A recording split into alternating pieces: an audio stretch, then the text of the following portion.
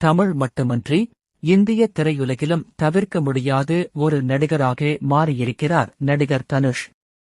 கூடிய விரைவில் இவரையும் அந்த கட்சியின் தலைவர் என்று குறிப்பிட வேண்டியது வரும் பாலும். அப்படித்தான் இருக்கிறது தனுஷின் சமீபத்திய பேச்சு.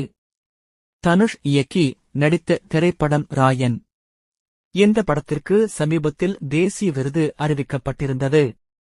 அதே வருடத்தில் எத்தனையோ படங்கள் வெளியாகி ராயன் படத்தை விட அதிக வசூலையும் நல்ல விமர்சனங்களையும் பெற்றிருந்தன.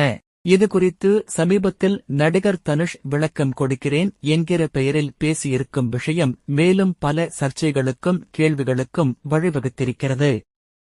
தனுஷுக்கு வரும் 28ஆம் தேதி பிறந்த நாள். இதை முன்னிட்டு அவரது ரசிகர் மன்றம் சார்பில் திருவள்ளூர் மாவட்டம் பெரியபாளையம் மஞ்சக்கரை வேல்ஸ் மருத்துவக் கல்லூரியில் மாபெரும் இரத்த தான முகாம் மற்றும் நலத்திட்ட உதவிகள் வழங்கும் விழா நடைபெற்றது. இந்த நிகழ்ச்சியில் நடிகர் தனுஷ் கலந்து கொண்டு ஏழை எளிய மக்களுக்கு உதவிகளை வழங்கினார். அப்போது ராயன் திரைப்படத்திற்கு தேசிய விருது கிடைத்ததற்கு பலரும் விமர்சித்ததாகவும், அந்த ஆண்டு அதைவிட தகுதியான பல படங்கள் வந்ததாகவும் பலர் குறிப்பிடுவதாக பேசினார்.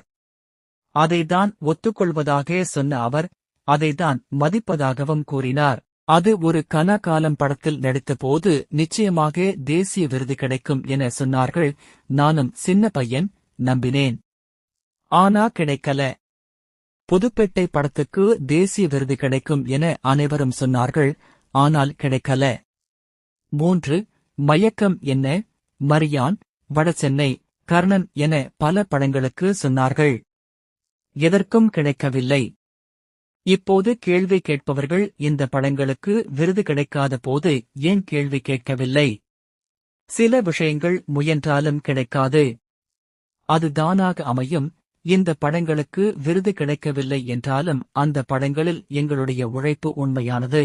ஒரு தமிழனாக எனக்கு 2 தேசிய விருதுகள் கிடைத்துள்ளன. எனவே தட்டிவிடாமல் தட்டிக் கொடுங்கள் என்று பேசினார்.